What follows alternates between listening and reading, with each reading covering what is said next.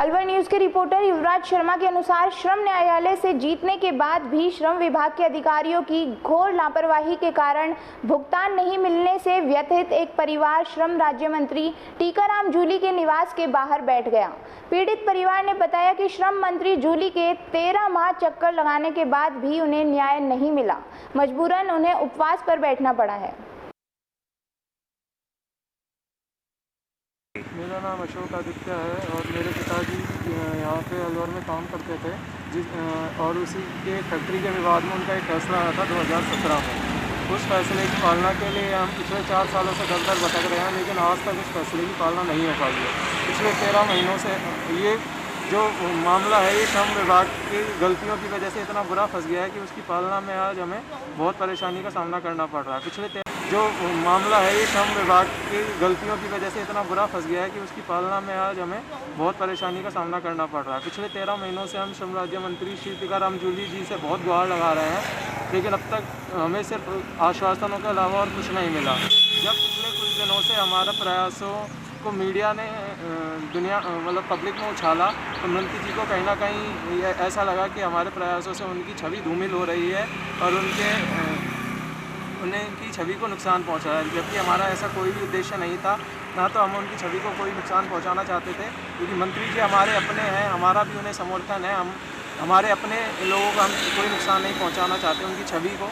बस हमारा यही एक उनसे निवेदन है कि आज ये हमारा आखिरी प्रयास है। एक हमारे प्रायश्चित के तौर पर आपकी छवि को जो नुकसान हमारी वजह से हो उसके प्रायश्चित के तौर पर हम आज से उपवास पे बैठे हैं। या तो अब हमें माफ़ करके आप हमारा न्याय देंगे या फिर अब हम मृत्यु को ग्रहण करेंगे। मेरी समस्या है कि मेरा जो है ना माननीय श्रम न्यायालय अलवर ने फैसला मेरे हक में किया था, जो सन 2017 में उसका फैसले का निर्णय आया था। तो मैं 17 से ही श्रम विभाग के जरिए जो कानूनी प्रक्रिया है उसी के अंतर्गत श्रम विभाग से उसके भुगतान के लिए कह रहा हूँ, लेकिन श्रम विभाग के अधिकारियों ने कुछ ऐसी गलतियाँ की हैं जिसके कारण उसका जो है ना निर्णय की पालना नहीं हो पा रही है। फिर भी मैं 13 महीने से माननीय श्रम राज्य मंत्री जी से मिलकर लगातार गुहार लगाता रहा कि मुझे साहब मेरी इसका पालना करवा दीजिए, और वो आश्वासन देते रहे। जब मुझे 13 महीने से नहीं मिला तो मैं पिछले 1 महीने से मीडिया के माध्यम से अपनी बात उठा रहा हूँ।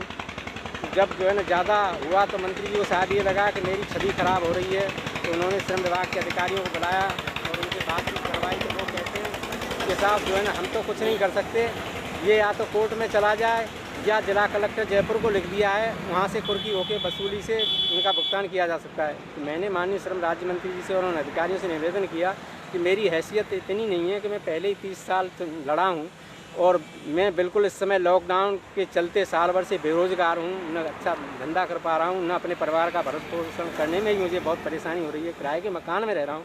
मैंने बहुत निवेदन किया, व्हाट्सएप से हर तरीके से मिलकर सूचना दी, लेकिन जब नहीं सुनवाई हुई तो आखिर में परसों शुक्रवार को माननीय श्रम राज्य मंत्री जी कार्यालय पर अपने परिवार के चारों के जीते जी पुतले बना के आया और मैंने निवेदन किया कि आप मुझे न्याय नहीं दे सकते हैं तो कम से कम हमें मरा समझ के और दाह संस्कार करने की इजाज़त दे दीजिए। तो उन्होंने क्या जो कहा, वो मंत्री जी हैं, सरकार में कुछ भी कह सकते हैं, हो सकता है हमारे कृत्य से उनको ठेस लगी हो तो हम उसके लिए क्षमा मांगते हैं सब परिवार। लेकिन मेरा एक निवेदन यही है कि अगर केस लड़के नहीं है कोई, मैं वीआईपी तो नहीं कि आज मैंने पिटीशन दायर की और कल से सुनवाई हो जाए। पहले ही 23 साल में जाके फैसला आया और पता नहीं 10 साल लगे हैं, 15 रहे हैं क्या ऐसे लड़ने से। दूसरा कहते हैं कि श्रम जिला कलेक्टर अलवर जयपुर के माध्यम से वसूली करवा देंगे। वसूली इतनी आसानी से नहीं, खुद वो जानते हैं कि अगर पैसा देना होता तो पहले दे देता। किसी भी तरीके से अथक प्रयासों से, मंत्री जी के अथक प्रयासों से कुर्की हो भी गई तो वो न्यायालय से स्टे ले आएगा। फिर मंत्री जी यही कहेंगे, आप विभाग यही कहेगा कि हम क्या करें, न्यायालय ने स्टे दे दिया, अब इसमें हम कुछ नहीं कर सकते। मुझे क्या हासिल होगा? इसलिए मैंने आज ये फैसला किया है। हालांकि मैंने शुक्रवार को मीडिया के माध्यम से कहा था कि मैं शनिवार को 4 बजे तक अपने परिवार के साथ आत्महत्या कर लूँगा, और मैंने इसकी पूरी तैयारी कर ली थी, क्योंकि मैं इतना दुखी हो चुका हूँ कि मुझे ज़िंदा रहने की हिम्मत नहीं बची है। फिर भी मेरे बच्चों ने कहा पापा आखिरी तौर पर अगर हमारे माननीय मंत्री जी को ये लगता है कि हमारे कृत्य से उनकी छवि प्रतिष्ठा को ठेस पहुँची है तो हम मरना तो ही तो क्यों न प्रायश्चित स्वरूप उपवास करते हुए यदि वो चाहेंगे कि हाँ इन्होंने कुछ गलत नहीं किया न्याय मांग के, और ऐसा कोई इरादा मेरा नहीं था कि मंत्री जी की छवि खराब हो।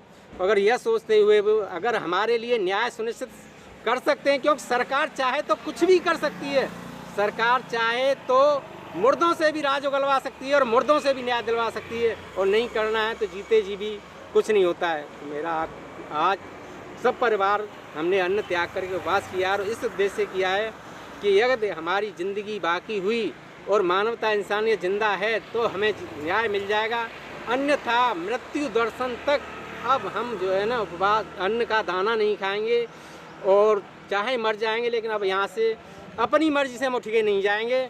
और प्रशासन या कोई भी शक्ति करता है तो शायद वो चाहता है कि हम जिंदा नहीं रहें और किसी भी प्रकार आत्महत्या करके इस दुनिया से विदा हो जाएं, जबकि हमारा इरादा आज भी जीने का है, हमारी भी तमन्ना जीने की। हम भी चाहते हैं कि खुशी खुशी अपने परिवार को जीवित देख सकें और अपना गुजारा कर सकें।